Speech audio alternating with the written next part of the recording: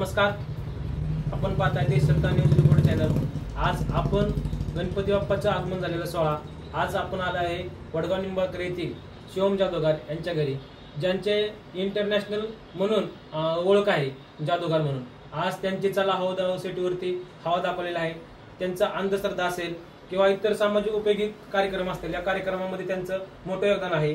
आज यांनी जी आकर्षण देखावा सादर केला आहे, या देखाव्यातून समाज उपयोगी संदेश देणारा देखावा सादर केलेला आहे। यांच्याकडून आपण थोडीशी माहिती घेणार आहोत। कशा प्रकारे देखावा सादर केला आहे, गणपती उत्सवामध्ये कोणकोणते इथं कार्यक्रम होतात किंवा कसा आनंद उत्सव साजरा होतो, आज आपण त्यांच्याकडून थोडक्यात माहिती घेणार आहोत। नमस्कार। नमस्कार साहेब। नाव आपलं? मी इंटरनॅशनल जादूगार शिवम म्हणून जगप्रसिद्ध आहे, पण ॲक्च्युली माझं नाव महेंद्र सदाशिव माने। मी इंटरनॅशनल जादूगार शिवम म्हणून जगप्रसिद्ध आहे, ॲक्च्युली माझं नाव महेंद्र सदाशिव माने, राहणार वडगाव निंबाळकर, तालुका बारामती, जिल्हा पुणे। मित्रांनो, या कलेच्या माध्यमातून मी प्रत्येक महाराष्ट्रात, प्रत्येक गावात, प्रत्येक खेड्यात मी फिरतोय कार्यक्रम करत, पण या कार्यक्रमाच्या माध्यमातून मी नेमकं काय करतो, तर या कार्यक्रमाच्या माध्यमातून मोठा समाज माझ्या पुढे बसलेला असतो। त्या ठिकाणी मी या कार्यक्रमाच्या माध्यमातून जनजागृती करतो। हसत खेळत लोकांच्या डोक्यामध्ये समाज उपयोगी काही प्रयत्न असतो माझा, तो मी करत असतो। तर लोकांना असं सांगायला गेलं की आपण जादू दाखवतो, तर लोक जादू बघतात, पण त्याच्यामध्ये प्रबोधन करण्याचा हेतू असतो माझा, तो मी पुढे आणतो। तर नेमकं काय करतो, जादू दाखवत आपण अंधश्रद्धा असेल, व्यसनमुक्ती असेल, एड्स, जनजागृती, वृक्षारोपण, स्त्रीगुण हत्या, स्वाईन फ्लू, एड्स, कोरोना अशा महाभयंकर रोगावर पहिली जादू दाखवून त्याचं प्रबोधन करण्याचा प्रयत्न करतो। तर ते लोकांच्या डोक्यामध्ये फार रुजतं, बसतं आणि लोक ऐकतात माझं। तर हाच संदेश मी लोकांपुढे कार्यक्रमाच्या माध्यमातून सतत मांडत असतो। आणि जे काय मी काम करतोय, या कामाचं फळ फार मला भेटतंय प्रत्येक ठिकठिकाणी महाराष्ट्रातनं। माझा गुणगौरव होतोय, मोठमोठे राजकीय नेते असतील, समाजकार्यातील लोक असतील, असं लोकांनी मला भरपूर असं सहकार्य केलेलं आहे। आणि मला त्या कार्याचं फळ म्हणून काही पुरस्कार मला त्यांनी दिलेले आहेत। आज महाराष्ट्रात ठिकठिकाणी मी छत्रपती शिवाजी महाराज पुरस्कार, राष्ट्रीय पुरस्कार मला मिळालेला आहे।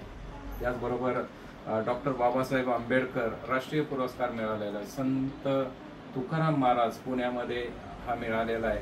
अजून तुम्हाला सांगतो, महात्मा ज्योतिबा फुले असे बरेचसे पुरस्कार या ठिकाणी मला मिळालेले आहेत। आत्ताच काल मला राजीव उमाजी नाईक प्रतिष्ठानतर्फे काही पुरस्कार मला मिळालेले कालच।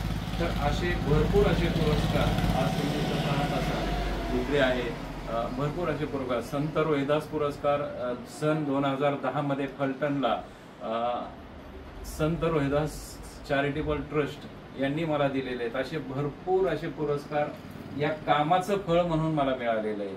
मला आनंद वाटतो की माझा हा जादूचा कार्यक्रम आज महाराष्ट्रात चांगल्या प्रकारे लोक आमच्याकडे नजरा करून पाहतात। आमच्या सर्व जादूगारांना या कलेच्या माध्यमातून प्रत्येक जादूगार आपापल्या पद्धतीने समाजकार्य करतो। आणि माझी एवढीच इच्छा आहे, आम्ही एवढं कष्ट करत आहोत महाराष्ट्रात या कलेच्या माध्यमातून समाज प्रबोधन करण्यास, तर शासनाने आम्हा कलाकारांना कुठेतरी न्याय मिळवून द्यावा, ही फार माझी इच्छा आहे। प्रत्येक वर्षीचा पुरस्कार शासनाचा प्रत्येक जादूगाराला मिळावा अशी माझी इच्छा आहे। तर आता सध्या शासन आम्हाला मानधन देतंय, 50 वर्षाच्या पुढच्या कलाकारांना मानधन देतंय, फार चांगली गोष्ट आहे। पण त्याच्याबरोबर शासनाने आम्हाला शासन दरबारी त्या ठिकाणी आमचा न्याय मिळवून द्यावा, एवढी इच्छा आहे माझी। स्टार्ट। या ठिकाणी जे गणेशाची मूर्ती आम्ही बसवलेली, तर ते बसवण्याच्या मागच्या साईडला बसवली आणि त्याच्या मागच्या साईडला श्री स्वामी समर्थ आहे। तर आम्ही स्वामी समर्थांचे भक्त आहोत आणि जे काही मागणी आम्हाला करायची ते फक्त आम्ही गणपती बाप्पा असतील, स्वामी समर्थ असतील, त्यांच्या पुढे जे काही माझ्या मनात आहे काही गोष्टी ते मी तिथे मागत असतो। पण आज समाजात मी ठिकठिकाणी फिरतो, त्या ठिकाणी मी पाहतो काही गोष्टी. लोक श्रद्धा ठेवतात, पण काही लोक अंधश्रद्धेला बळी पडतात. तर मला हेच आज जगापुढं बोलायचं आहे की श्रद्धा ठेवा, काय मागायचं इथे मागा, पण तुम्ही जर कुठल्या गोंधळगिरीला जाऊन बळी पडलास तर तुमच्या घरामध्ये तुमचं नुकसान होणार आहे. तर अशा गोष्टीपासून आपण दूर राहा. जे काय मागायचंय परमेश्वराच्या तिथं हात जोडून मागा, पण अंधश्रद्धेला बळी पडू नका, बंधुगिरीला बळी पडू नका. कारण आपल्या कष्टाचा पैसा कुठं देऊ नका, एवढीच माझी इच्छा आहे. की या ठिकाणी मला या ठिकाणी बघा, याच कार्यक्रमाच्या माध्यमातून मला आत्तामध्ये मागच्या महिन्यामध्ये बालगंधर्व पुरस्कार भेटलेला आहे. हे भेटण्याचं एवढंच कारण आहे की मी कलेच्या माध्यमातून जास्त समाजबोधन करतो. हे माझं फार ध्येय आहे की माझा हा समाज अंधश्रद्धेला फार चिटकून बसलेला आहे अजून, तर त्याच्यातनं बाहेर काढण्याचा प्रयत्न मी माझ्या कलेच्या माध्यमातून करतो. तर असं प्रत्येक कलाकारांनी आपल्या स्टेजवर काही समाज उपयोगी, समाजाला जी आपण बांधिलकी राखून काम, आपण मोठा कलाकार असतो त्याच्यातनं आपण प्रबोधन केलं पाहिजे. तर प्रत्येक कलाकारांना माझी विनंती आहे, आपण प्रत्येक ठिकठिकाणी आपल्या कलेच्या माध्यमातून समाज प्रबोधन करा. आपल्या कलेला पाहण्यासाठी लोक फार मोठा समाज येतो, त्याच्यातनं 2 शब्द बोलल्याने काहीच आपल्याला कमीपणा येत नाहीये, असं माझं स्वतःचं म्हणणं आहे. प्रत्येकाने जर समाज उपयोगी बोललं तर नक्कीच त्याचा समाजाला फायदा होईल. एवढंच मी या ठिकाणी सांगण्याचा हेतू होता माझा. तर या फॅमिली आहे, माझे मिसेस आहे या ठिकाणी, माझा मुलगा आहे, ही मुलगी आहे, ही आता इंजिनिअरिंगला आहे, डिप्लोमा करते. माझा मुलगा ग्रॅज्युएशन झालेला आहे, आता LLBला ऍडमिशन घ्यायचंय. माझे मिसेस मी जी कला करतो तिची फार मोठी मला साथ आहे. तर त्याच्यातनं या ठिकाणी आम्ही सर्व कुटुंब कलेला विहीन घेतलेला आहे करून. तर प्रत्येकाचा सपोर्ट असतो मला. या ठिकाणी माझी मिसेस थोडस बोलेल. तुला काय मिळतं देणार हे पप्पा बोलले टाकले. नाही ते थोडे बोलले. जे माने परिवार आहे, माने परिवाराने कशा प्रकारे डेकोरेशन केलंय, गणपतीचा देखावा आपण सुंदर असा अप्रतिम असा सुंदर देखावा सादर केलेला आहे. गणपतीच्या मूर्ती मागे श्री स्वामी समर्थांची मूर्ती आहे. वरती पाहू शकता तुम्ही कशा प्रकारे अष्टविनायकाचा सेट लावलेला आहे. या माने परिवारांना आपण विचारूया कशा प्रकारे तुम्ही ह्या देखाव्याचं प्रकारे केलंय, प्रस्थापित केलंय, थोडक्यात शिवून सांगते. शिवम महेंद्र माने. जसं की आपण बघत आहात, एक सुंदर असा गणपतीचा देखावा आपण इथे दाखवलेला आहे. दरवर्षीप्रमाणे आम्हाला गणपती बाप्पा बसवण्याची भरपूर आवड आहे. 40 वर्ष झाले माझे वडील असतील, त्यांनी ती प्रथा चालू केलेली आहे. आम्हालाही गणपती बाप्पा बद्दल खूप प्रेम आहे, म्हणून दरवर्षी आम्ही वेगवेगळे देखावे दाखवत असतो. वेगवेगळे देखावे करून आम्हाला समाजापर्यंत काहीतरी संदेश पोहोचवायचा असतो. त्यामुळे आम्ही दरवर्षी काहीतरी आम्हाला वेगळं दाखवता येईल किंवा समाजापर्यंत काहीतरी आमच्यापासून काहीतरी बदल घडेल, हीच आमची दरवर्षी अपेक्षा असते. आता या वर्षी आपण बघत आहात, जसं की आपण दाखवलेलं आहे, वरती अष्टविनायकाचा देखावा केलेला आहे. वेगवेगळ्या गावातले हे महागणपती असतील, मयुरेश्वर असेल, मोरगावचा आपला गणपती असेल, हे दरवर्षी आम्ही वेगवेगळ्या प्रकारे दाखवतो. यावर्षी आपण अष्टविनायक दाखवले. यावर्षी आता असेल स्वामींची आपण प्रतिमा गणपती बाप्पांच्या पाठीमागे दाखवलेली आहे. आम्हाला स्वामींबद्दल भरपूर, आम्ही स्वामींचे सेवेकरी आहोत, पूर्ण आमची फॅमिली, माझी मम्मी असेल, यांना सगळ्यांना स्वामींबद्दल प्रेम आहे. आणि स्वामींची सेवा हे दर गुरुवारी जाऊन ते मठामध्ये असेल किंवा आमच्या गावामध्ये सावतामाळी मंदिर आहे, तिथे स्वामींची पूजा केली जाते, तिथे ते जातात प्रत्येक वेळेस. तर आपण आता बघू मम्मीचं काय, मम्मी काय बोलते. दरवर्षीप्रमाणे यावर्षीही आम्ही खूप सुंदर असा देखावा केलेला आहे.